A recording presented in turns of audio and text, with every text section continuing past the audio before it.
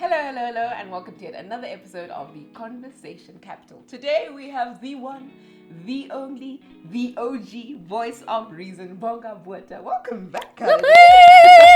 It's so good to be back. Oh my God, it's so good to have you back. Thank you so much to Films, Masejo, given everybody for standing in for Bonga, but she is back, my girl is back. And we are going to expose why she was gone for so long. Hopefully before the end of this episode, we get her to tell us why she was gone for so long. We also have Mahlodi. Mahlodi reached out to me on Instagram and she was like, girl, what are you doing on your face every get ready with me? Can I please come to your makeup? So I said, okay, fine. And so Mahlodi came through has come through rather to come do my makeup. And she also says she looks like me, guys. I think I do. Okay, we'll leave it for the comment section. Let us know, do you think Mahlodi looks like me? You've got 30 minutes. And then maybe let's start with Q&A. Yes.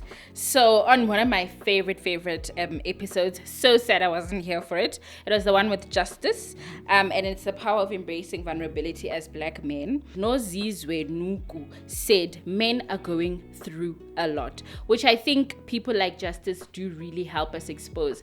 I think we always have this discussion around, not always this discussion per se, but we always put it in, especially when we're talking to men, about how we hardly talk about the struggles men go through, because ordinarily it's because of the way society is structured and patriarchy generally, we're always focused on how men are part of the problem, but we never really address how much they face themselves. So I think conversations with people like Justice Mukeli help us hone in on those struggles men face, which is very important, because even though we are dealing with the systematic after effects of men and patriarchy and so forth, but the truth is they also face things like how you and I always say, or a lot of people actually, is that patriarchy is damaging for both of us, you know, men and women is equally as damaging, and I think Justice speaks to that. And then Orefile Malebu says, I love it when the podcast tackles such topics. I am super interested in the soft guys topic. Please bring more guys like this. Wow. And yes, don't worry, Orefile, we're definitely going to bring back more people. I think the episode we had with Give, just talking about viewing men as emotional beings, was definitely the introduction.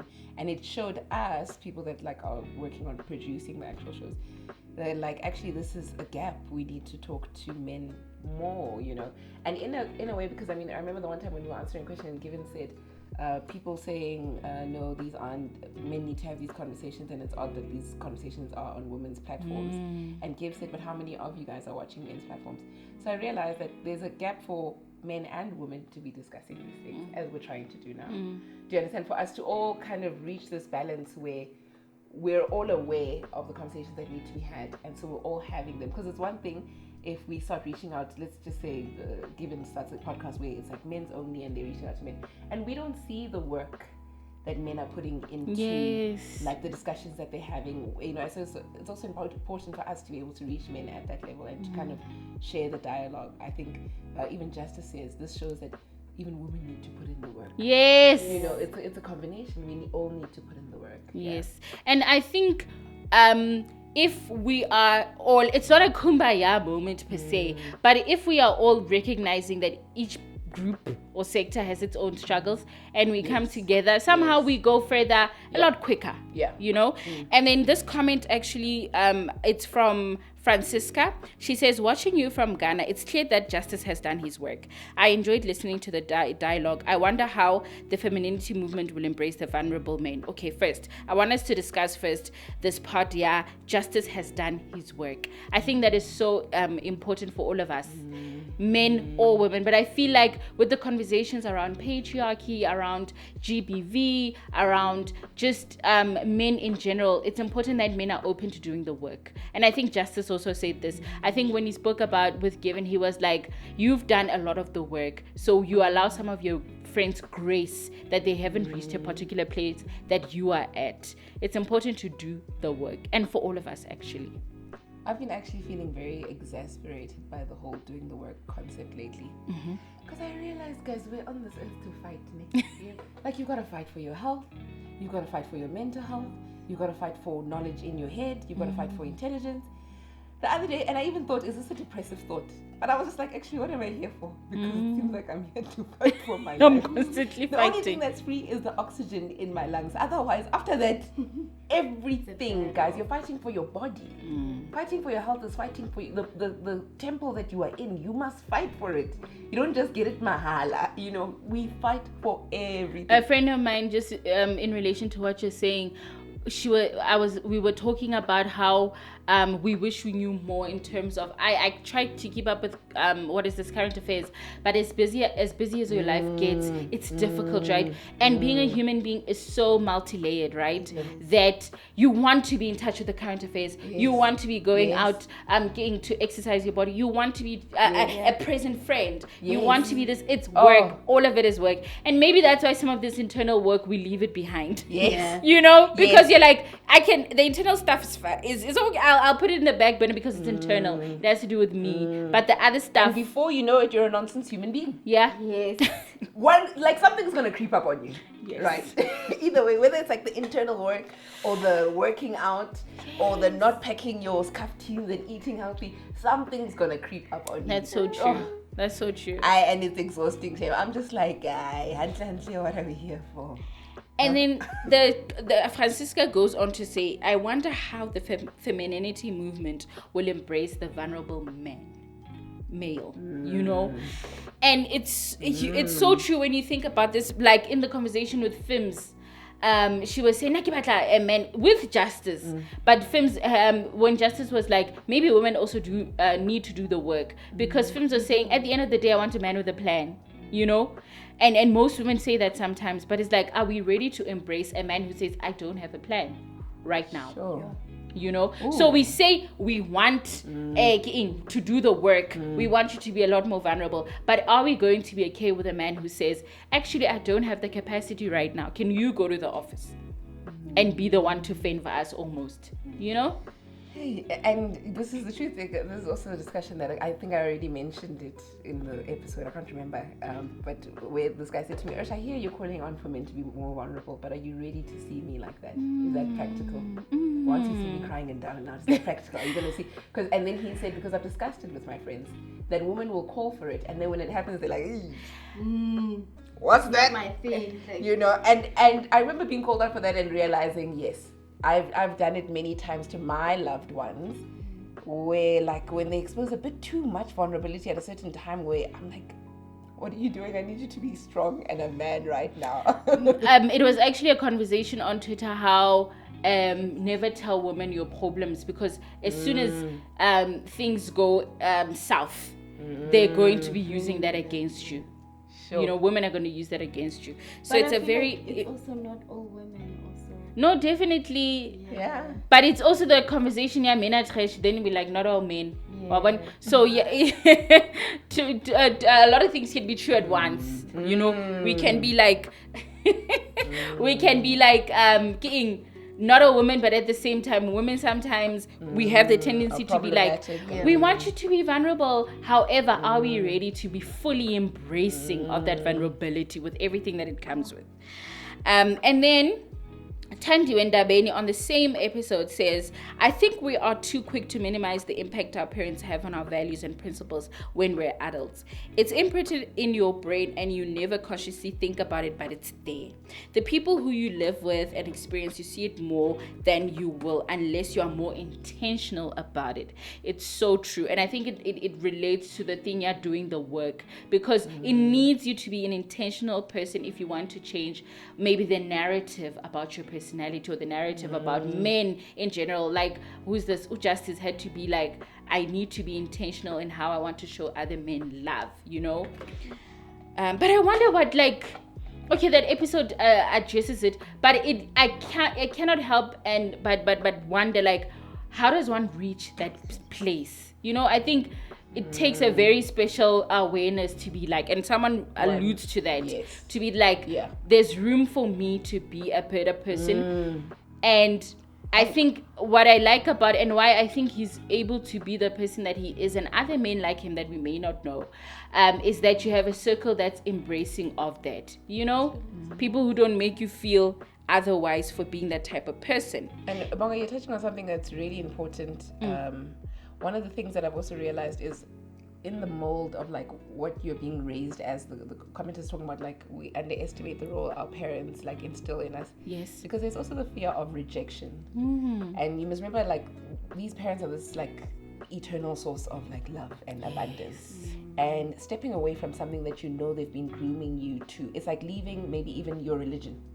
Let's say you grew up in a Muslim household and you're realizing now that this religion actually, because what does that mean? That what in the context of it, this is something that was introduced to me by my parents. So even being straight, you know, being able to question things that were taught to you from this eternal source of dating love outside that of you your have. race. Yes, it feels like you're stepping away from the source of love. You know, you're stepping away from. It can be quite a scary experience, and I think very often you're stepping away from your family. Yes. You know, if you really want to delve into the work, it could involve stepping away from your family. Yeah. We see it, like you're saying, dating outside of your race. We see it in religion. We see it in where it becomes very difficult to question the things you were raised with, especially if your parents are still alive. Even if they aren't alive, because you honor and love them so much, it becomes difficult to question. I think those the things. burden is even worse if Yes. they're not alive. Because you're like, you want to honor yes, their legacy, what they left for you. You yes. know? Oh my gosh, because it becomes a legacy. Yeah. You know, ke o rutile Modimo. And That becomes a statement. Hey, now, and in the same breath, I just think about how my father's philosophy on parenting is very liberating. So even when you're departing from, personally because of his lessons to me, even when I depart, I'm like, this is what he taught me. I must go against the mold. So even those can be so freeing if it's a freeing type of thinking. You know, I'm thinking to myself, my parents have taught me to embrace who I am. So even that, if I'm going outside of the mold, let's say I was born in a Christian home, but they're embracing of that she's her own person. So I'm also free. I'm able to choose my own path. I'm just thinking of the contrast, how if your parents told you to embrace who you are, it's like they've given you the freedom to be who you want to be. So there's also that other side who says, I'm departing for your ways freely because you've told me to be who I want. I'm my own person. There's this poem by Khalil, I think I've talked about it before on one of the episodes. Khalil, I don't know. Khalil, it's called Children. Just say poem Children. Yeah. On YouTube, you'll see it. But he talks so well of like that aspect. He's actually speaking more to parents. Well, he's speaking to both. Where he describes the parent as a bow and the child as the arrow. And he says the bow never gets to where the arrow goes. So you can never fully understand like what your child is going through and the different molds and shape that your child is going to take. Then he says, though, in the same way the creator needs the bow, he also needs the arrow. Loves the bow, also loves the arrow, but they serve different purposes in different generations, and you will never get to where the arrow goes to. So you can never fully understand it. You can never fully hold hostage. Yes. You know, because different thinking comes with a different generation. Yes. You know, they will do. Yeah, I remember my friend's baby showers like, you're just a vessel, honestly. This is their own person, a person who have you'll do your best as a parent to guide them in whatever way. But just remember you're a vessel and you're here to help them become who they're meant to be. That's it. Even if it's outside of your mold. Sure. You know? And then I found this topic to be quite, this comment to come up quite a lot when it comes to why do Black people avoid therapy. And then one person said, Estro Bobbies, yeah. I've never been to therapy, but I've always imagined that when I do go, I'll prefer a white, mature, old doctor. Just because I feel like they are more sympathetic and not judgmental. As a Black girl, I would not prefer a Black woman solely because I feel like they tend to be judgmental and less understanding towards the situation that you are going through. Imagine getting assigned to a Black therapist who knows your family. For example, take the Black nurses at local clinics. They will make you feel bad for taking care of yourself when seeking contraceptives or wanting to know your HIV status. And there was a similar comment, and I want us to read that comment before delving into this topic. 0FS says, I'm currently looking into going for therapy, and the point you made about race really hit me. This is because I am so sure I'd be more comfortable with a white woman. My interaction with older black women as a young adult has mostly either been a confrontation or getting reprimanded. That makes it hard to believe that I can find a safe space in the company of a black woman. Like, I was so not moved, but I was like, it's so true. We talk to black women, mostly our experience is being reprimanded, or it's not being embraced. I mean, we've spoken about these a lot, where it's about your weight, it's about your this, it's about your that. That a lot of black people would actually find the environment safer if it's with a white woman. To be honest, I mean, if you watch the episode, if you haven't, go watch the episode.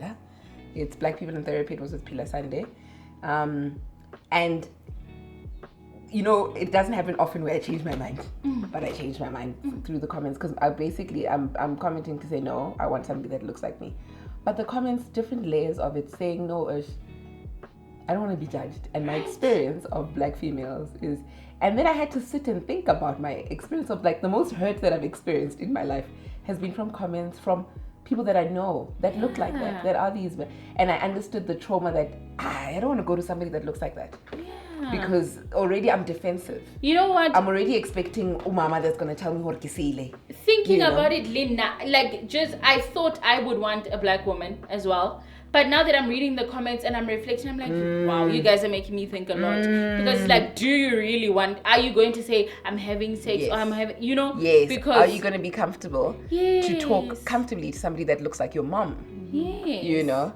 But the one of color, I'm still like, yeah. but in the same breath, I find that because I have had a black woman be my therapist before, but I also find that they are a bit more, well, let me say in my experience, a bit more empathetic. You know, we have the same similar experience, man, of the world. It's tricky because I think it just goes back to somebody else put a comment to say you just have to therapist shop. Yes. Because you can't rule of thumb all white people, yes, all black people, all females, you can't do it, you know. Because you do find that there are people who will not have the same vocabulary as you.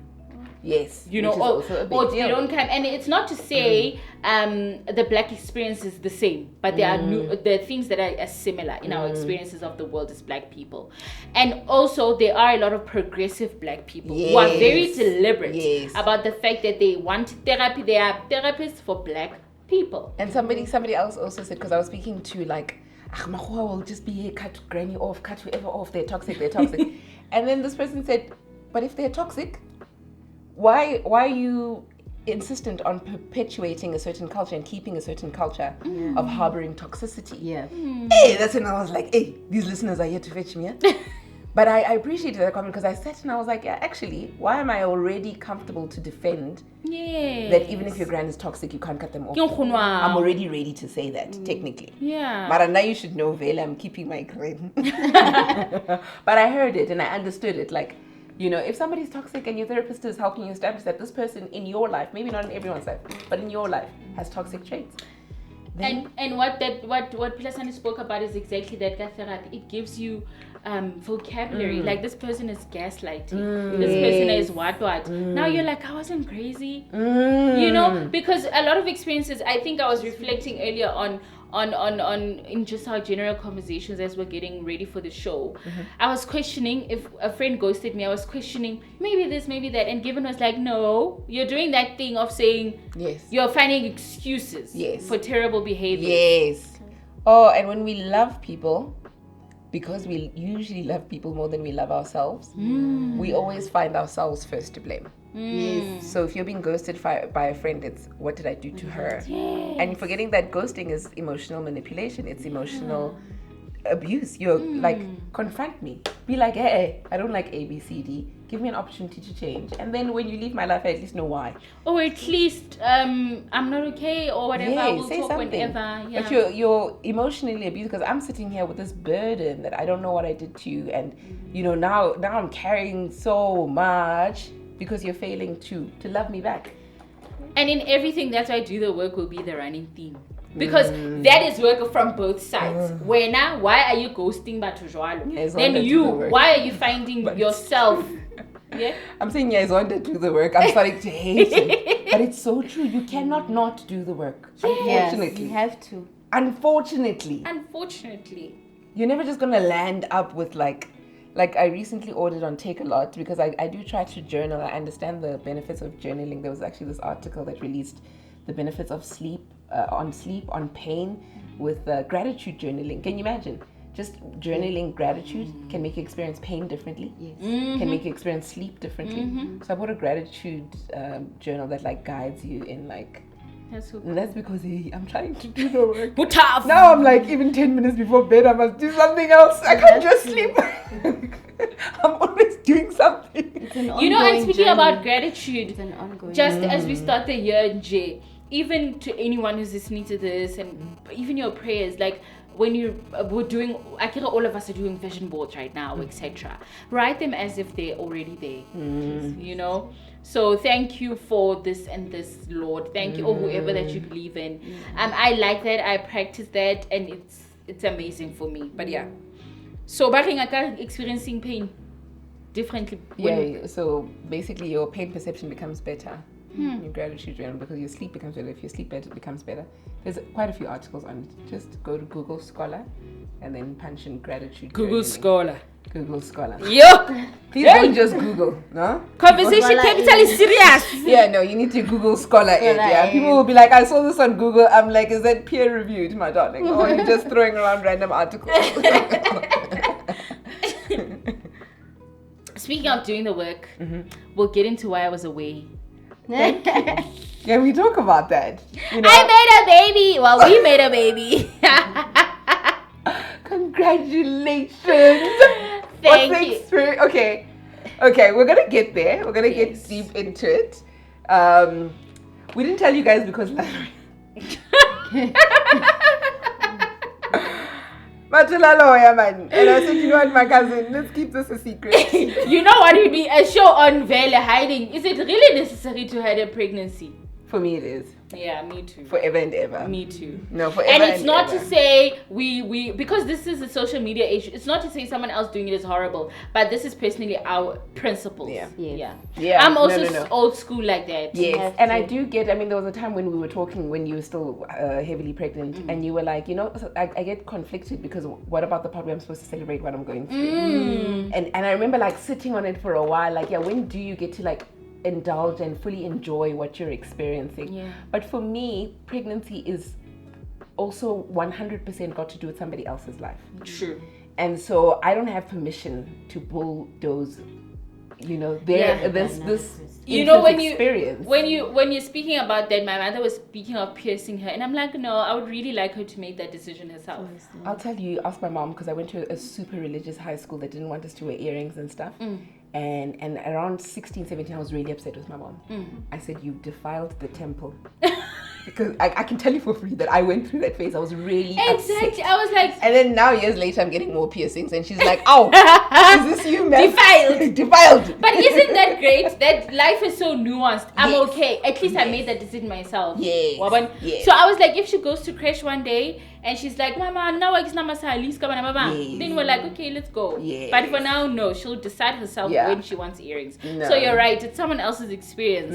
I'm just here to facilitate and hope for the You best. know, I also hope to be the kind of parent that really, because I'm an imposer even in friendship. I'm like, I told when you need to try this kind of outfit, you know. So I really hope not to do that with my child. I want them to be them, like their own person.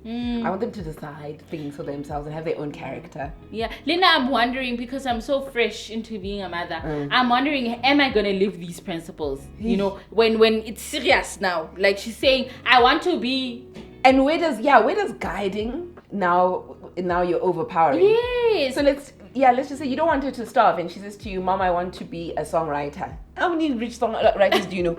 Huh? They are there, but they are few, huh? Yes, The exactly. others, we know them, Kibo Mukele, and they are struggling. Well, but and the thing is, I also don't want a child who's going to be dependent on me all their life. Exactly. So it's like, where do I make Where the do balance? you draw the line? Because I remember the first time I said to my dad, I said, and I was a kid, man. I was a kid. Maybe I was like in grade 1 or 2. And I said, I want to be an artist. I think firstly he looked at my ability to draw. He said, let me help her now. Huh? Let me guide this Let me poor help her child. now. Because I can't draw to save money. But you know when you're a kid, you don't know that you can't draw. Yes. And then he said, they don't make money. And then I was like, oh, I need to think about that as well, you know. And then that's when my direction kind of changed as to what I want to do and be. And I love and appreciate the guidance that was there, because he also needs to make sure that I become an adult that can take care of themselves. Yes. You know? And also they'd be those group of people who say, Maha, you brought the baby here. What if you know, in court, like your child can take you and say, I don't work, maintenance until whatever age, as long as they can show that they still need your funding, you know. So it's like, you brought me here, why must I be independent? There's also that school of thought. Well, not necessarily school of thought. Actually, school of thought sounds like yo kibo Freud, just those people who say that. Yeah, like Trevor Noah speaks to, I think it's in either one of his comedy specials or in his book, where he says, I only pay my mom back for Ultramel, because that's the only thing that I wasn't deserving of. Otherwise, the rest of it is on you. Exactly. And he even says like this thing of like, oh, I raised you. Well, I didn't ask to be here, so you kind of had to raise me. Thinking about it now, I'm thinking on the top of my head, I think it's more about modeling behavior, because I'm thinking about how a lot of my things, this goes back to what one of our commentators said, Gaga principles, because I looked at my sister and how she lived her life, and I wanted a life like that. So I think I'll just model, or I'll reflect in a few years and come back. You looked at your who? My sister. Okay. And I wanted to model my life around that, because I saw independence, I saw this, I saw that. So I think modeling is also one of the ways. That thing, Bonga, is so special. I remember as well the first time I like really saw independence. It was with my sister. I was visiting my sister in Malawi, and then she took me along to her friends from college. They had just graduated. All of them had just started jobs. A few of them had bought cars. And then she was like, okay, you're going to chill with the one friend's younger sister while we hang out. And they were just like talking about this job and this manager. And I remember just sitting and saying, I want to be independent. I also want to buy a car. I had never experienced that before. It was never thought that really crossed my mind. And that modeling of behavior. Because I mean, your parents are there, but it's different when you see somebody who's almost in close proximity of you, like an older sister, an older cousin, and that, you know, that modeling of behavior is so important. I think about how my desire for varsity wouldn't have happened without my sister, because in my school varsity wasn't, you know how you have schools that they take you trips and like varsity is the next best thing. In my school, not necessarily. I only got the exposure to be like, wow, you qualify for exams in varsity, you what? Then I took school very seriously, because you reference, you plagiarism, how copies. So I learned those things. And in class, I was that kid. I was like, do you know you're going to have to qualify for exam in varsity? Take school seriously, you know, because of the modeling. But more on parenting in one of our next episodes. Hey, more on. Are you done, baby girl? Guys, the eyes look so nice. Yo. The eyes, How? they look so lovely. Wait, now that I've got black hair, I feel like I look like father-in-law. Somebody's uncle. And what I'm noticing about it must be a complexion or something. My makeup artists, when they come here, but the sunset orangey type of thing. Thing. Hi, boo. Hey. Hello. Am I screaming into your mic? I'm so sorry. Hey, boo. Hi. Guys, thank you so much for hanging out with us. Makali, thank you so much for coming through. So now, must people get used to a nice face once, or are you gonna come all the time? You're on camera. That's as good as a contract. I feel like the rands are gonna come through. Can you see? I feel like she's about to start charging me. She must for that face. No, she must.